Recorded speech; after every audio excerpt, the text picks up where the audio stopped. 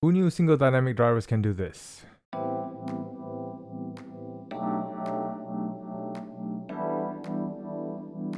Hello and thank you for clicking on this video where I'll be talking about Letshuoer's DX1, which is a single dynamic driver IEM coming in at $160. I'm used to listening to Letshuoer's planar IEM, so it's a fresh take to be listening to their dynamic driver implementations. But before we dive deeper into this, I'd like to thank Audio Reviews Down Under and Letshuoer for arranging this tour and allowing me to be a part of it. I'll leave some links in the description down below.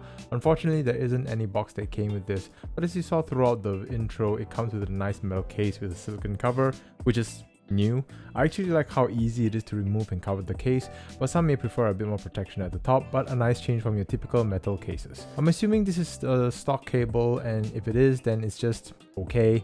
A bit on the thinner side, and if you've been following this channel, you know I prefer some heft to my cables, but it has a nice clean design. And for the design of the IEM, imagine a large circle and they put a hexagon ring over the faceplate with some grill-like pattern in white, and DX1 on the faceplate. It's quite a simplistic design, nothing to write home about, but Letshuoer's design has always been on the simplistic side. So if you like simple, this ticks the box.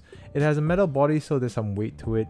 It's a huge fingerprint magnet and there's not a lot of contours to it, so it really depends on your ear tips and the ear hooks to really secure this IEM. And because of the weight of the IEM, without those ear hooks, I do feel this IEM may fall out, especially if you don't get the right fit security with those ear tips. So you may want to test things around, but it won't put a lot of pressures around your ears.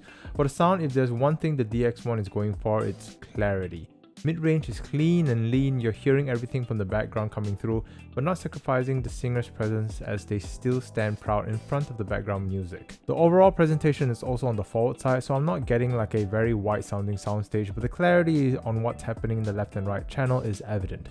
Treble extension is also pushed back a little, so trumpet is missing that open sounding nature to their notes, but with how close this presentation is to you, it's a trade-off because it allows the other aspects of the sound to come through. And if they brought this aspect of the frequency any higher, it'll be piercing your ear. So this IEM is threading that middle ground, where it's not giving you the heaviest bass nor the sharpest treble, but it's aiming to deliver everything that's happening in the mid-range to you.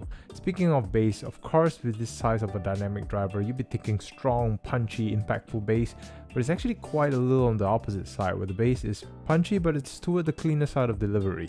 But with this kind of tuning, you're getting the snappiness of the bass, but it's not the weightier sounding bass, and there's not a lot of rumble coming through, but it paves the way for the other frequencies to shine. And if you're all about detail retrieval, then that's what the DX1 does, and at this price point it really does deliver. But those wanting that warm, lush, full weighted presentation, or even something with that treble sharpness, will be left wanting more. So just bringing other dynamic driver IEMs for comparison, it's pretty straightforward. The Caffeine Clean is also a single dynamic driver. That IEM has always been a staple for me personally, and if you want to touch more treble presentation, and if you're a little tight on budget, then the Caffeine Clean is an obvious choice. But if you have a bit more money and you want more details coming through your presentation and want to have something smoother, the DX1 takes that spot. If you want something warmer, something punchier or bassier, the Duno Falcon Ultra will be the companion for you. But take note is that it's not the most technical IEM, and the DX1 simply floors the Falcon Ultra in terms of detail retrieval, but they are both smooth sounding presentations. So in summary, for $160, I'm genuinely surprised with this entry. Sure, it doesn't have the punchiest or meatiest bass presentation or the sparkliest treble. If you want that treble presentation, Letshuoer's S12 series has that covered. If you want that warm bass presentation, their S15 or S08 has it as well. So the DX1, which funny enough is not a planar IEM, is right smack in the middle between those two presentations. And it's actually a breath of fresh air, so if you're looking for a smooth and detailed presentation, the Letshuoer DX1 delivers that in spades. However, this is based on one man's experience, and I'm curious to know your thoughts.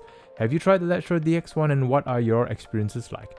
Comment below and let me know when with that all said. Thank you all very much for watching. Until the next experience, take care and happy listening.